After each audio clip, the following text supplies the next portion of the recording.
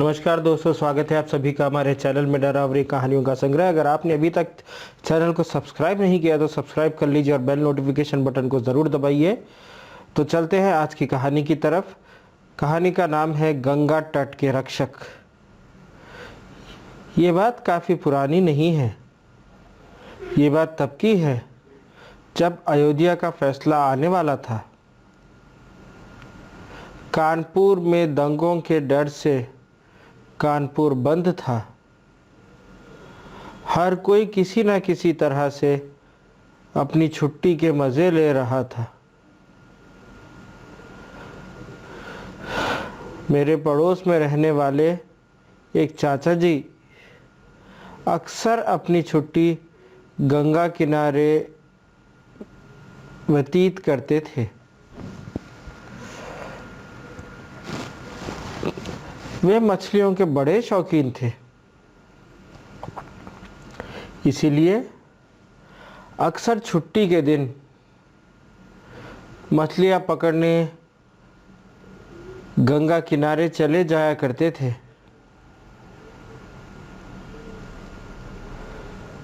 कभी कम तो कभी ज़्यादा, मगर मछली पकड़ने में उस्ताद थे।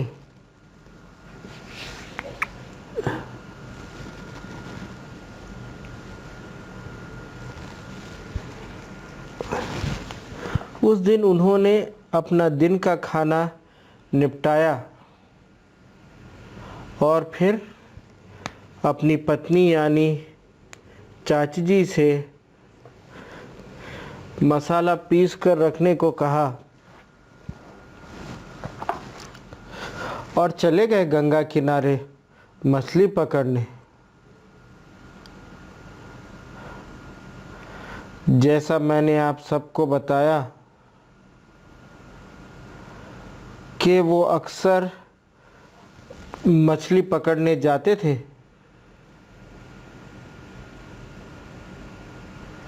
लेकिन उस दिन कुछ अलग ही हुआ।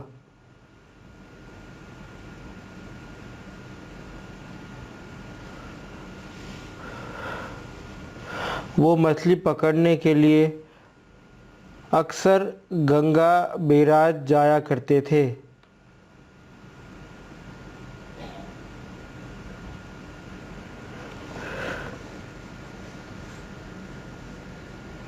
लेकिन कानपुर में उस दिन कर्फ्यू जैसा माहौल था, जिसके चलते उन्हें वहां तक जाना उचित नहीं लगा।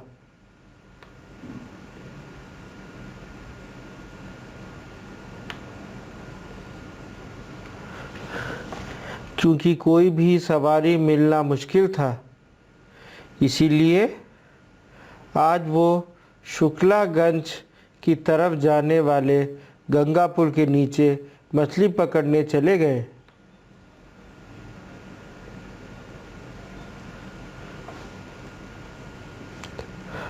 दोपहर के कोई 2:30 बजे का वक्त था।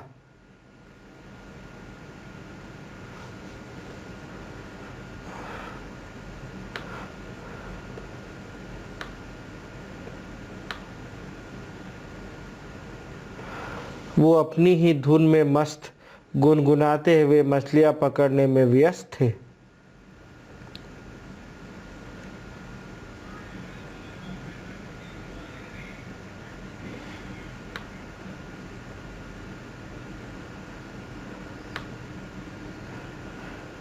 लेकिन 45 मिनट के बाद भी एक भी मछली हाथ नहीं लगी।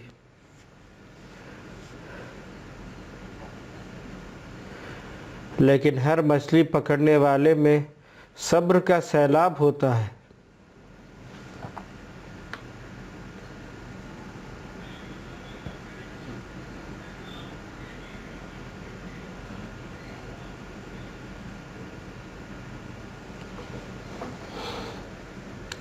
वो भी सब्र करे हुए मछली पकड़ने की पूरी कोशिश करते जा रहे थे। वैसे भी गंगा के किनारे की खूबसूरती इतनी मोहक होती है कि वहाँ बैठने वाले इंसान का दिल कभी भर ही नहीं सकता, तो बोर होने की बात ही अलग है।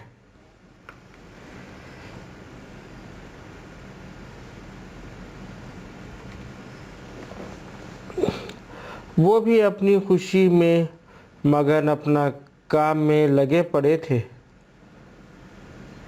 अचानक उन्हें महसूस हुआ कि उनके कांटे में कोई मछली फंसी है। उनके मन में खुशी की लहर दौड़ गई।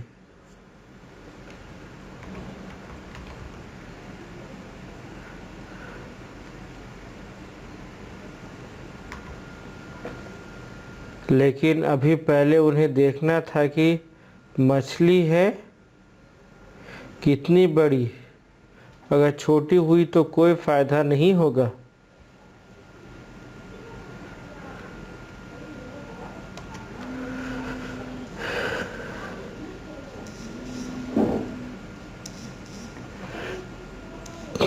क्योंकि उनके परिवार में 5 लोग हैं।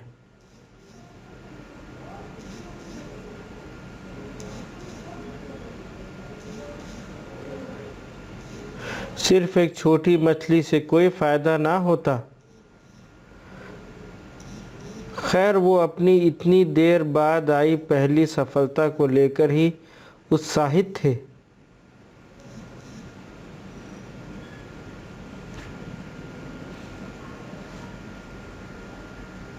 उन्होंने कांटे की डोर को पकड़कर बाहर खींचना चाहा, मगर उन्हें भार ज़्यादा लगा और वो उसे खींच नहीं पाए।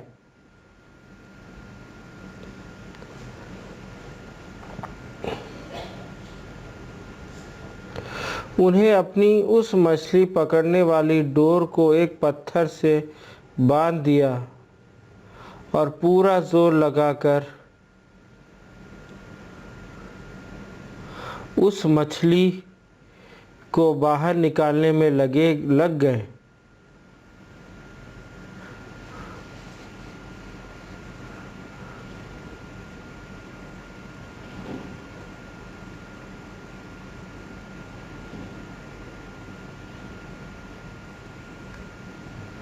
वो काफ़ी जोर लगा रहे थे, मगर उसे बाहर खींच नहीं पा रहे थे। एक तरफ उनके मन में बड़ी मछली पकड़ने की खुशी उन्हें हार नहीं मानने दे रही थी,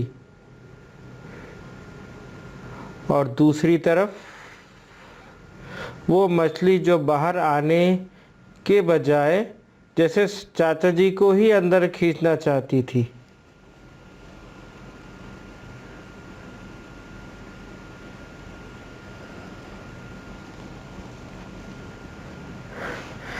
काफ़ी ज़ोर लगाने के बाद जब चाचा जी ने समझ लिया कि ये मछली अब बाहर नहीं आ सकती,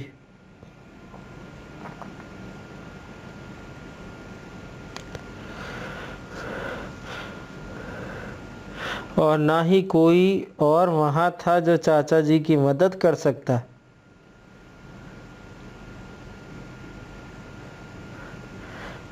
चाचा जी ने उस मछली को छोड़ देने का फैसला किया।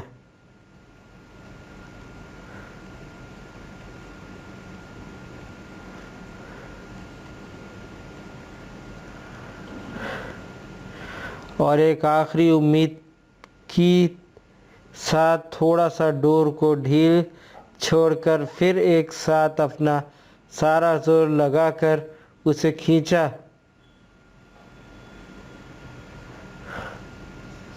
वो मछली बाहर आ गई।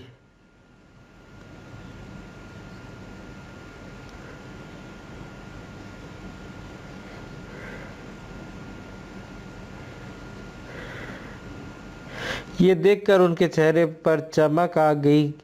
वो मछली देखने में करीब 4 फुट की थी और वज़न करीब 8 किलो होगा।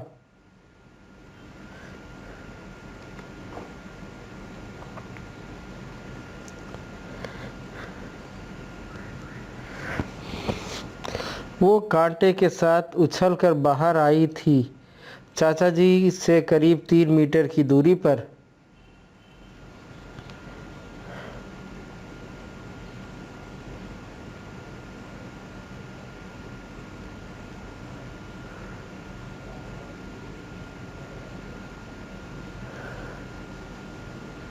चाचा जी अपना सामान वगैरह छोड़कर उसके पास खुशी से गए, ये सोचते हुए कि इतनी बड़ी मछली को अकेले कैसे घर ले जा पाएंगे।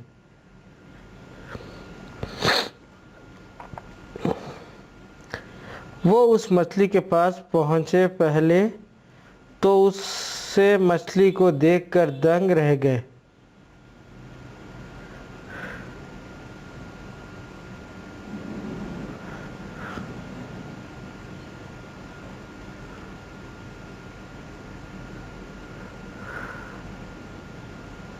वो मछली बहुत अजीब किस्म की थी।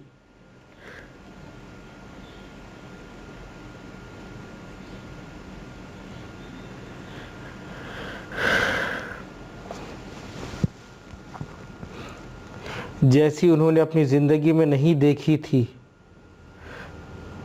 काली और थोड़े से हरे रंग के दाग से थे उस मछली पर। लेकिन सबसे ज़्यादा हैरान करने वाली बात जो थी वो ये थी कि उस मछली ने अपने मुंह में एक इंसान का सिर पकड़ रखा था, मानो जैसे कि वो उसे खाने वाली थी।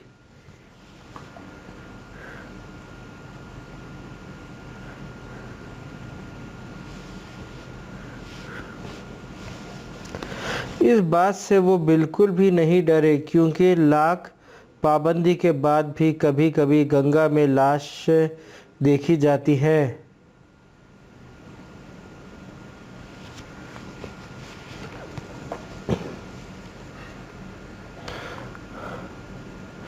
अगर सरकारी कर्मचारियों ने देख लिया तो उसे निकाल लेते हैं, वरना न जाने कहाँ तक उसका सफ़र जारी रहता होगा।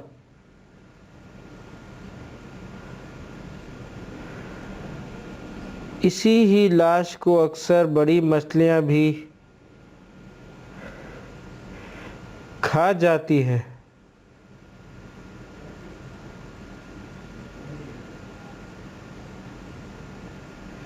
ऐसे ही कोई वाकया समझकर चाचा जी को डर नहीं लगा।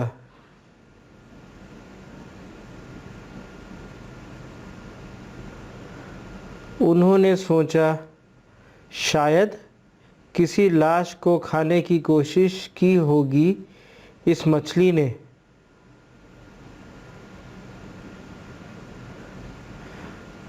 मगर खा नहीं पाई, इसलिए ये सर उसके मुंह में ही फंस रह गया।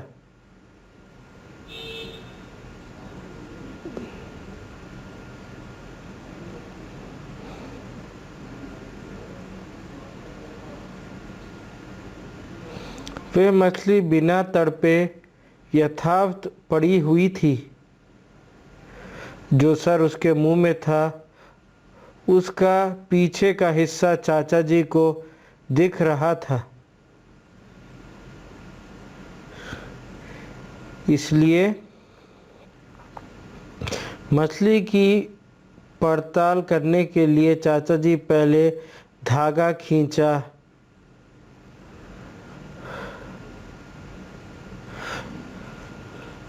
दोस्तों, जैसे कि आप लोग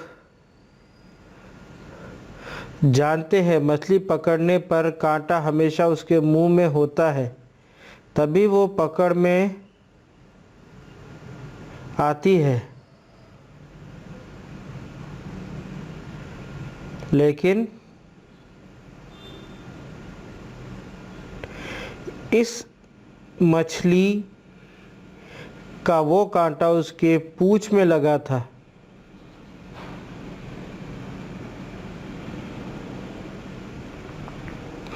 आमतौर पर पूंछ पर कांटा लगता नहीं है,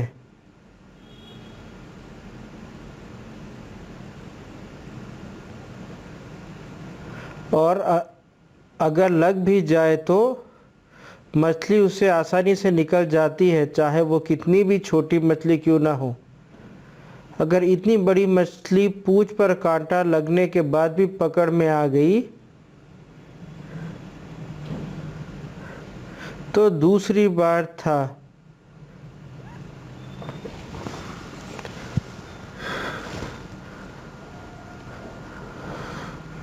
जो उस मछली ने उन्हें हैरान किया था।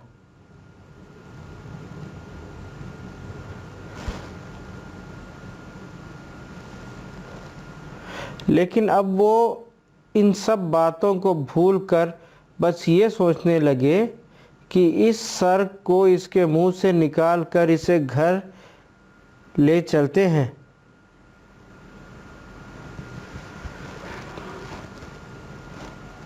उन्होंने मछली को पलट दिया।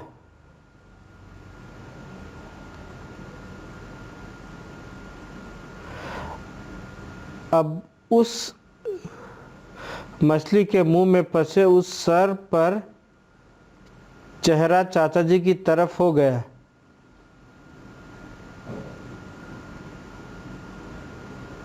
देखने से लगता था कि वो किसी ज़्यादा उम्र वाले व्यक्ति का सर नहीं था,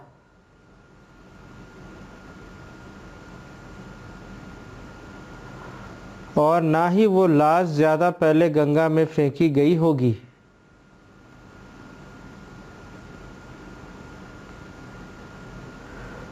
उस सर का चेहरा सही सलामत था।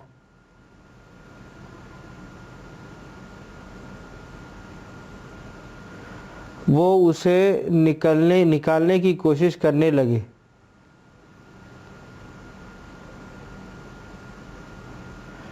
फिर उन्होंने सोचा कि सर को हाथ लगाना ठीक नहीं, इसलिए उन्होंने अपने छोटे से थैले से, जिसमें वो मछली पकड़ते वक्त ज़रूरत का सामान रखते थे, एक छोटा सा चाकू निकाला।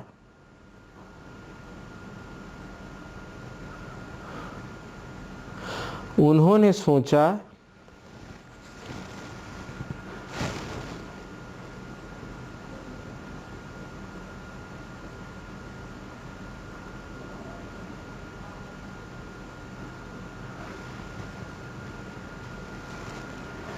कि मछली के मुंह को थोड़ा सा काट कर फैला दिया जाए तो वो सर बाहर निकल जाएगा।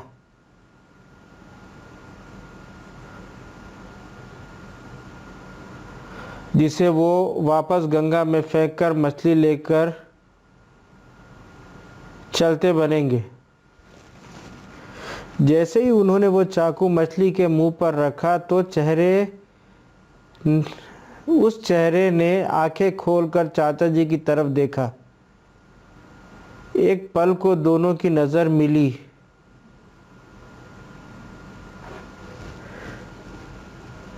फिर चाचा जी को काटो तो खून नहीं, ऐसा दृश्य देखकर चाचा जी के आंखों में आगे अंधेरा छाने लगा।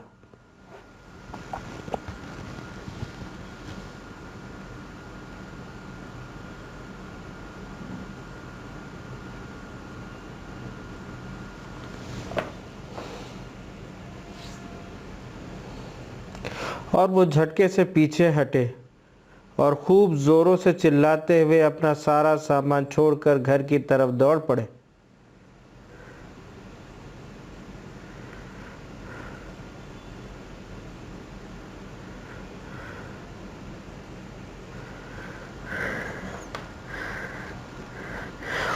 उनके घर से उस गंगा घाट की दूरी कोई 1 किलोमीटर है। इतनी दूरी उन्हें दौड़ते हुए ही तय की। वो घर पहुंचते ही घर में गिरकर बेहोश हो गए।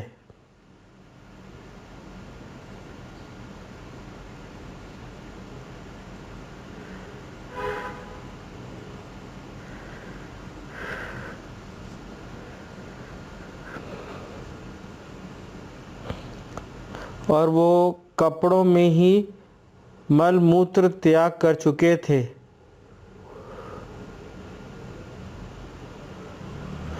उस वक्त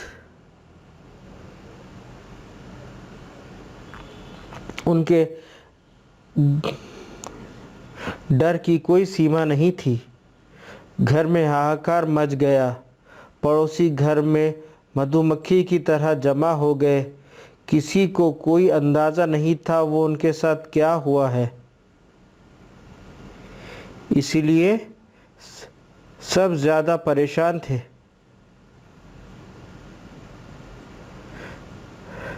बच्चे बड़े हैं उनके। उन्होंने चाचा जी के कपड़े बदले और उन्हें अस्पताल लेकर गए।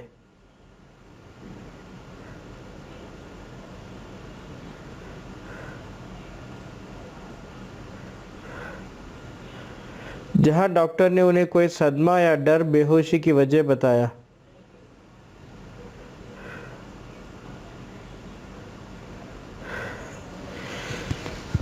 ये सुनकर सब हैरान थे कि सदमा या डर किस बात का लगा उन्हें, और सब मिलकर केवल उनके होश में आने का इंतज़ार करने लगे।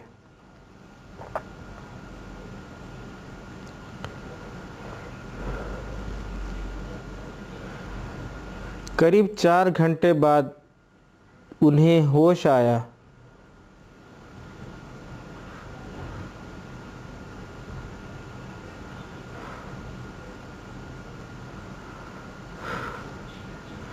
खुद को सुरक्षित महसूस करने के बाद उन्हें थोड़ी राहत की सांस ली। फिर सारा वाकया उन्होंने अपनी पत्नी और बड़े बेटे को सुना दिया।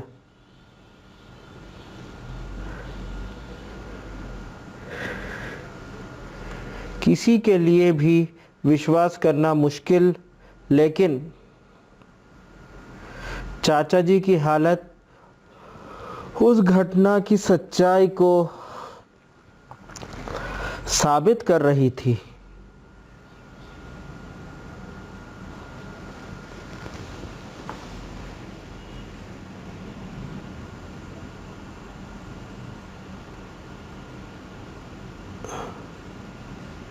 चाचा जी अब डर से उभर तो गए थे, मगर उन्हें जोरों का बुखार आ गया था। अस्पताल में सारे डॉक्टर पूरी कोशिश में लगे थे, मगर बुखार में कोई कमी नहीं आ रही थी।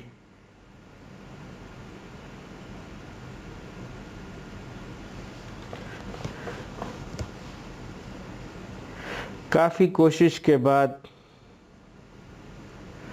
अब उनकी हालत में कोई सुधार नहीं आया।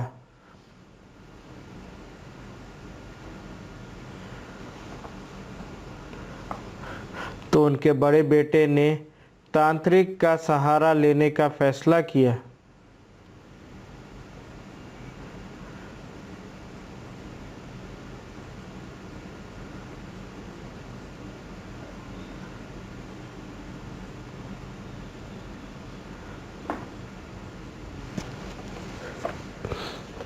न जाने कहाँ से ढूंढकर वो एक तांत्रिक को लेकर आया। देखने में वो एक साधारण आदमी लगता था। कोई ख़ास बात उनमें दिखाई नहीं देती थी, मगर उनके काम अचूक थे। वो सुबह अस्पताल में आया और थोड़ी देर चाचा जी से बात की और फिर चला गया। शाम को वो दोबारा आया और फिर उसने जो बताया वे सच में चौंकाने वाला था।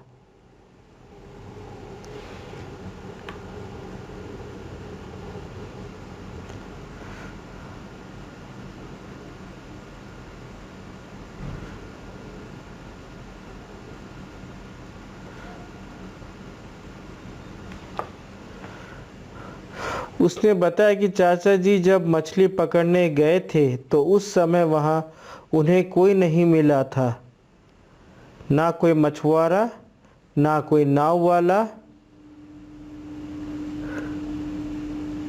क्योंकि सब इस बात को जानते हैं, गंगा हो या यमुना या फिर और कोई भी नदी,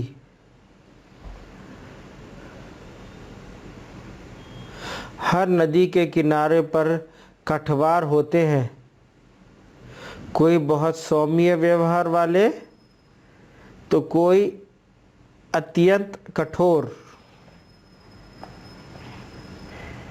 ये इन नदी के किनारों के रक्षक होते हैं। ज़रूरी नहीं एक ही रक्षक हर वक्त किनारों की रक्षा करता हो।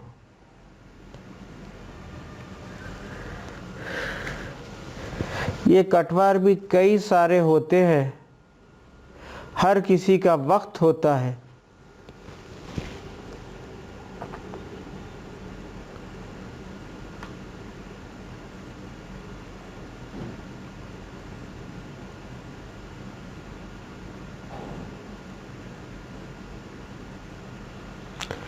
दिन के किस पहर कौन सा रक्षा करनी है, एक व्यवस्थित तरह से सब कुछ तय होता है। जो लोग अक्सर डूबकर मरते हैं या अकाल मौत मरते हैं और घाट पर उनका संस्कार किया जाता है, उन सब की आत्माओं और मल्लाहों के भाग से ये और भी शक्तिशाली हो जाते हैं।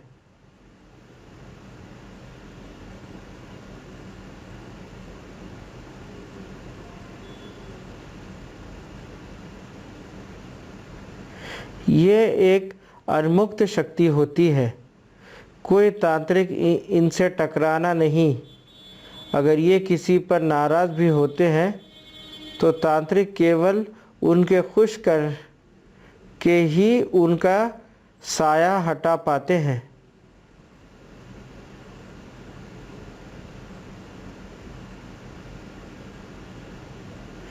अगर किसी पर ज़्यादा नाराज़ हो गए तो उसे अगली सांस लेने का मौका भी ना दे।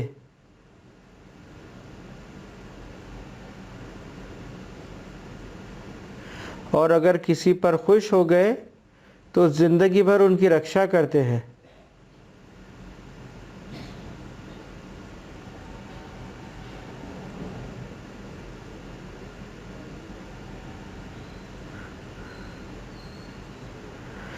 नाव वाले मल्ला इन्हें की पूजा करते हैं और इनके आशीर्वाद और कृपा के बाद ही वो अपनी नाव नदियों में उतारते हैं, जिससे उनकी नाव बड़ी से बड़ी लहरों से भी बच निकलती है।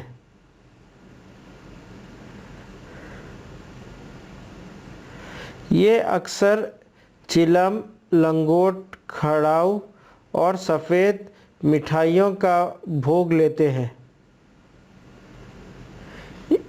इनकी हद में भूत प्रेत तो क्या, देवता भी नहीं आ पाते। हमेशा किसी भी नदी के तट पर नदी में नहाने से पहले घटवार बाबा की जय बोलकर पहले नदी में पैर छूने चाहिए, फिर नहाना चाहिए।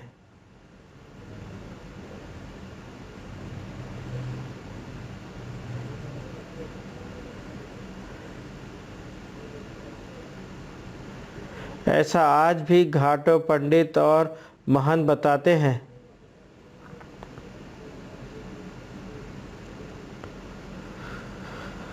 चाचा जी के साथ भी ऐसा ही कुछ हुआ था। जिस वक्त वो मछली पकड़ने गए थे,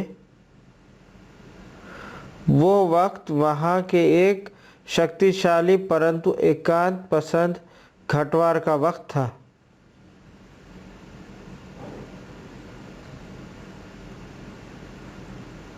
वो मछली और वो सर, उस घटवार ने तुम्हें सिर्फ डराने और उस वक्त पर वहां ना आने के लिए दिखाया था।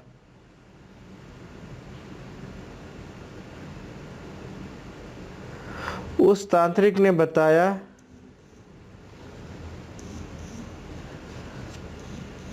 कि वो घटवार उन पर नाराज नहीं है, केवल उन्हें डराना चाहता था और उसी डर की वजह से उन्हें बुखार आ रहा था।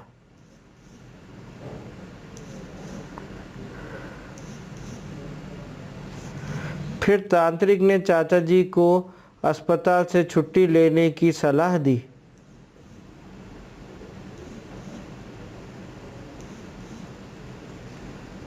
और कुछ भोग के साथ चाचा जी को उसी समय पर जिस वक्त वो मछली पकड़ने गए थे वहाँ अकेले जाने को कहा।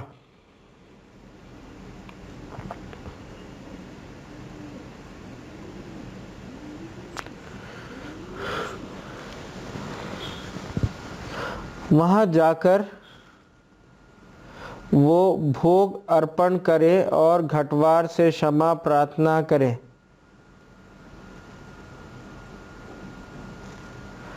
चाचा जी इस बात से और भी ज़्यादा डर गए थे, मगर ठीक होने के लिए उन्हें ये करना ही था।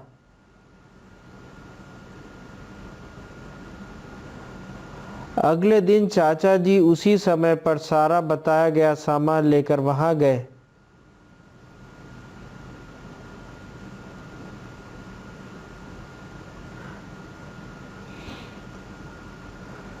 और जल्दी जल्दी समाज सूचना की और तेज़ी से वापस अपने घर को लौट आए बिना पीछे देखे। उसके बाद उनका बुखार भी उतर गया और उन्होंने दोबारा उस समय पर वहां ना जाने का निश्चय किया।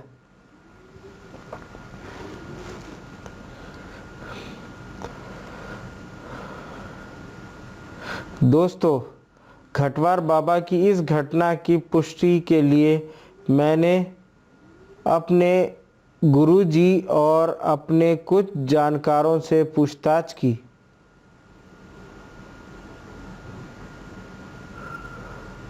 उन्होंने भी इस बात की पुष्टि की।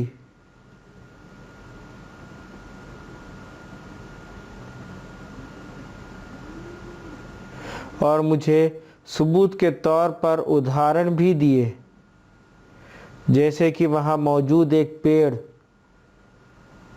जिसकी जड़ आधे से ज़्यादा ज़मीन से बाहर है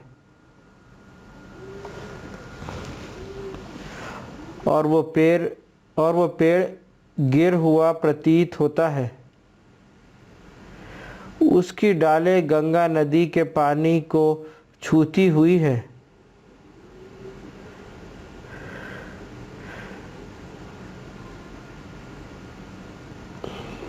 जो कोई भी उसे पहली बार देखता है उसे इस बात का अचंभा आवश्यक होता है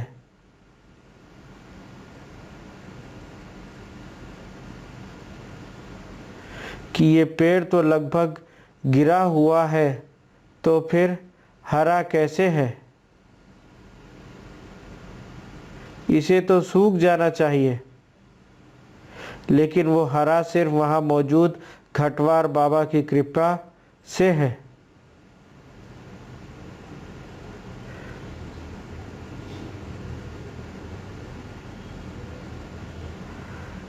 घटवार बाबा की कृपा की और भी घटनाएं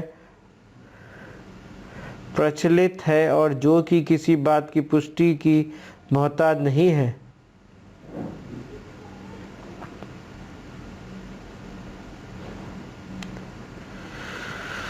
घटवार दुष्टों को सज़ा भी देते हैं और मजबूरों की मदद भी करते हैं।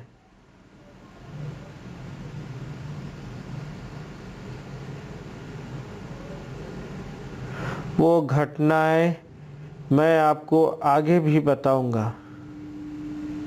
तो दोस्तों, आपको ये कहानी कैसी लगी हमें कमेंट में ज़रूर बताइए। अगर आपने चैनल को अभी तक सब्सक्राइब नहीं किया तो सब्सक्राइब कर लीजिए और बेल नोटिफिकेशन बटन को ज़रूर दबाइए। ज़्यादा से ज़्यादा हमारी कहानियों को, हमारे चैनल को शेयर कीजिए, लाइक कीजिए और हमारी कहानी कैसी लगी है कमेंट में बताइए। जुड़े रहिए हमारे चैनल के साथ और बेल नोटिफिकेशन बटन को ज़रूर दबाइए ताकि जैसे हम कोई नई कहानी अपलोड करें तो आपको उसका नोटिफिकेशन सबसे पहले आ जाए। तो मिलते हैं आपसे अगली कहानी में, तब तक के लिए धन्यवाद। Thank you very much.